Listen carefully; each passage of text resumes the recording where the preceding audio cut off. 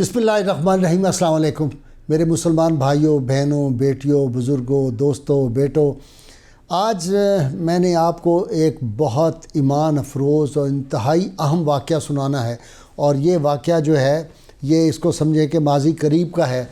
पहले सैयदना अब्दुल कादिर जिलानी रहमहुल्लाह की जो उनकी करामात थी वो किताबें उससे भरी पड़ी हैं, लेकिन लोग कहते थे वो तो उस दौर में था, इस दौर में बताएं।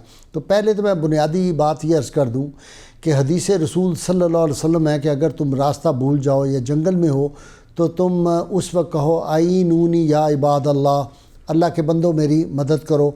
तो आदमी को रास्ता भी मिल जाता है, और अगर वो उनको कोई मुश्किल हो तो उनकी रहनुमाई भी अल्लाह ताला की तरफ से गैब से हो जाती है। तो औलियाए किराम जो हैं वो अपने मिज़ारात से भी अल्लाह ताला ने उनकी अरवाह को इतनी ताकत और क़ुव्वत बख्शी होती है कि वो मदद करते हैं। इसीलिए सैयदना शेख अब्दुल हक मुहद्दिस देलवी रहमतुल्लाह अलैह जो इतने बड़े मुहद्दिस थे, इमामुल मुहद्दिसीन, वो फरमाते हैं कि मैंने 4 औलिया के बारे में देखा है कि वो अपनी कबूर से भी आज भी उसी तरह फैज़याब लोगों को फरमाते हैं जिस तरह अपनी ज़ाहरी हयात में फरमाते थे। जिनमें से उन्होंने फरमाया 2 सैयदना अब्दुल कादिर जिलानी रहमतुल्लाह अलैह और हज़रत मारूफ़ करखी रहमतुल्लाह अलैह जो दाता गंज बख्श रहमतुल्लाह अलैह के ऊपर सिलसिले के जो बुज़ुर्ग हैं उनमें से हैं। आज मैंने सैयदना अब्दुल कादिर जिलानी का जो वाक़या सुनाना है, ये मैं ख़ुद इस वाक़या को मैंने सुना है उनसे। ये 7 मार्च 2017 की बात है, 2017 की। डॉक्टर मसूद होम्योपैथ थे, बड़े मशहूर। इन्होंने होम्योपैथिक का एक इंसाइक्लोपीडिया भी लिखा है और बड़ी किताबें लिखी।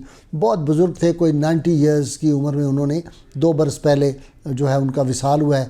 वो रावलपिंडी से लाहौर कोई 10 बरस पहले शिफ्ट हो गए थे बहरिया टाउन में।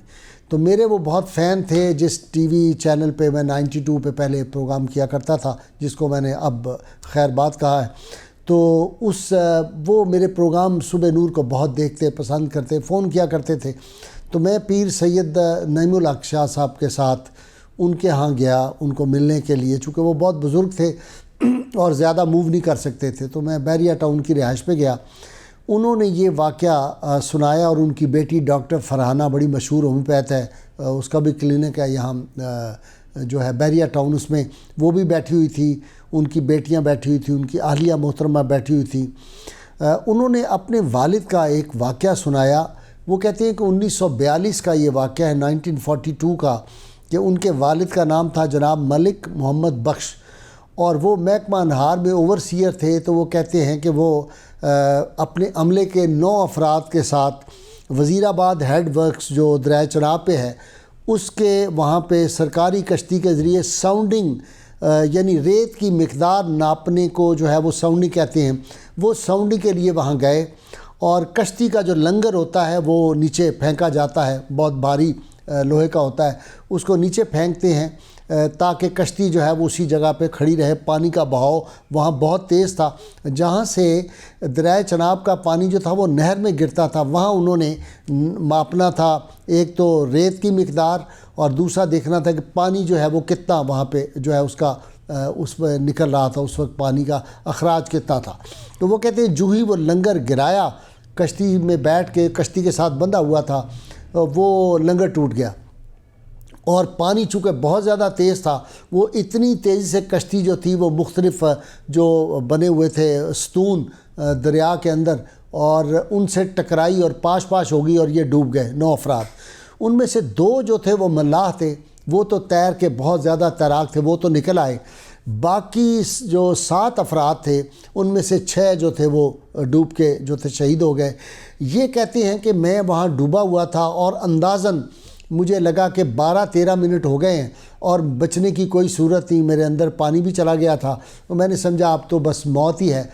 कहते इतनी देर में मुझे 1 सेकंड से भी पहले ख्याल आया कि सैयदना अब्दुल कादिर जिलानी के बारे में मशहूर है कि 11वीं वाले पीर जो थे उन्होंने 12 बरस से पहले एक जो डूबा हुआ था जो बारात थी उसको उन्होंने उनकी मदद पुकारा था तो वो निकल आया था, बूढ़ी माई ने इस तरह की बात सुनी। तो कहते हैं ये सारा वाक़या मेरे ज़हन में जो था घूमा। तो मैंने कहा या सैयदना अब्दुल कादिर जिलानी बेइज़्निल्लाह मेरी मदद कीजिए। कहते हैं मैंने یہ کوئی 3 دفعہ پانی کے اندر ہی پکارا، لیکن مجھے یقین کے قریب تھا کہ بس اب موت ہے۔ تو چلیں، میں نے کہا اللہ کے اتنے بڑے ولی تھے، اولیاء کے سردار تھے، ان کو میں پکاروں۔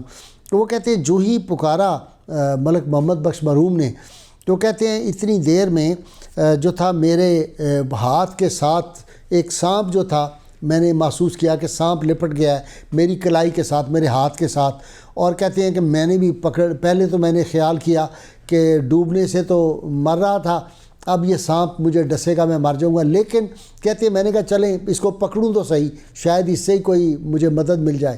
تو کہتے ہیں میں نے بھی وہ جو سانپ میرے ہاتھ میں آیا، میں نے اس کو بڑے زور سے پکڑا، تو انہوں نے مجھے سانپ نے اوپر جانا شروع کیا۔ تو کہتے ہیں جو ہی میرا سر باہر نکلا تو پتہ چلا وہ تو رسی تھی جو تھی ایک باریک، تو اوپر جو آدمی کھڑے تھے مدد کے لیے، انہوں نے بہت زور سے پکارا کہ ہم نے رسی پھینکی ہے، ہم ایک رسہ اور پھینک رہے ہیں، آپ اس کو پکڑ کے اور ہم آپ کو کھینچتے ہیں تو آپ باہر نکل آئے۔ تو کہتے ہیں انہوں نے رسہ بھی پھینک دیا، میں نے اس کو بھی پکڑ لیا، اور پکڑ کے کہتے ہیں مجھے جب انہوں نے باہر نکالا، میں 25 فٹ گہرائی میں کہتے ہیں کہ میں وہاں پہ تھا۔ لیکن جب باہر آئے تو عجیب بات یہ ہے کہ ان کی جیب میں سٹاپ واچ بھی تھی اور سٹاپ واچ بھی تھی، چونکہ انہوں نے نوٹ کرنا ہوتا ہے نا کہ پانی کی رفتار کتنی چل رہی ہے، کتنا پانی کتنے وقت میں گزرتا ہے۔ تو وہ کہتے ہیں کہ جب میں نے وہ دیکھا، اس کو سٹاپ واچ کو دیکھا اور ٹائم واچ کو، تو اس میں ایگزیکٹ 12 یا 12:15 منٹ جو تھے وہ ہوئے تھے جتنی دیر میں پانی کے اندر ڈوبا ہوا تھا۔ وہ کہتے ہیں اس کے بعد اللہ نے کیا کہ میں باہر آ گیا۔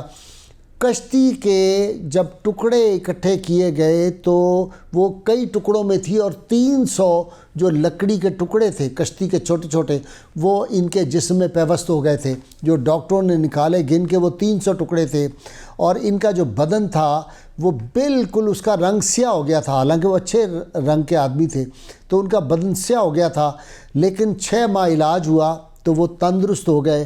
اور ڈاکٹر مسعود صاحب مرحوم نے مجھے بتایا کہ اس دن سے 1942 سے لے کر آج تک ہمارے گھر میں 11ویں شریف کا ماہانہ ختم پڑھا جاتا ہے اور اصحال ثواب کیا جاتا ہے، اور اس کے بعد جو ہے لوگ ان میں تبرک غرباء میں اور احباب میں تقسیم کیا جاتا ہے۔ تو یہ سیدنا عبد القادر جیلانی رحمہ اللہ کا وہ واقعہ ہے جو آپ نے آج سے پہلے کبھی سنا نہیں ہوگا، ہمارے میڈیا پہ کسی کو نہیں پتہ۔ اور یہ واقعہ میں نے اس لیے بھی سنایا کہ مجھے جو ہمارے 92 چینل کے مالک تھے میاں حنیف صاحب، ان کو میں نے ایک مرتبہ نجی محفل میں یہ واقعہ سنایا، تو وہ مجھے کہنے لگے کہ یہ تو امانت ہے اور آپ ہر صورت یہ لوگوں تک پہنچائیں اس دور کا جو واقعہ ہے۔ تو وہ پھر 92 سے تو آپ کو پتہ ہی ہے جس طرح کے معاملات ہو گئے۔ تو اللہ تعالیٰ خیر کرے، جب میرا جو چینل باقاعدہ انشاءاللہ تعالیٰ 10 دسمبر یا 11 دسمبر تک، 11 دسمبر کو شروع ہو جائے گا، تو انشاءاللہ اس میں بھی پھر یہ واقعہ جو ہے یہ میں ڈسکس کروں گا اپنے اسکالر کے ساتھ۔ دوسری بات جو میں نے آج آپ کو رسول اللہ صلی اللہ علیہ وسلم کی ایک حدیث پاک سنانی ہے، وہ پھر میں اپنے دوسرا جو سیگمنٹ ہوگا اس میں سناؤں گا، لیکن ہم نے یہ نہیں بھولنا کہ ہماری غیر مشروط محبت اور لامحدود وفاداری حضور خاتم النبیین رحمۃ اللہ عالمین صلی اللہ علیہ وسلم سے ہے، اور نعرہ جو ہے پاکستان کا یہ بھی ہم نے لگاتے رہنا ہے، چونکہ پاکستان کے اندرونی بیرونی دشمن اور کم ظرف لوگ جو ہیں ان کو یہ نعرہ بہت چبھتا ہے، تو ہم نے یہ نعرہ لگاتے رہنا ہے۔ اور نبی کریم صلی اللہ علیہ وسلم کا جو نعلان پاک بادشاہی مسجد سے چوری ہوا تھا، وہ بھی ہم نے اس کی بازیابی کے لیے ہر سطح پہ کوشش جاری رکھنی ہے۔ انشاءاللہ تعالیٰ ایک دن آئے گا، چور پکڑے جائیں گے، ڈاکو پکڑے جائیں گے، اور وہ اپنے انجام کو پہنچیں گے۔ ہمارا ساتھ دیجئے، نعرے کے لیے تیار ہو جائیے۔ پاکستان کا مطلب کیا؟ لا الہ الا اللہ محمد رسول اللہ صلی اللہ علیہ وآلہ وسلم۔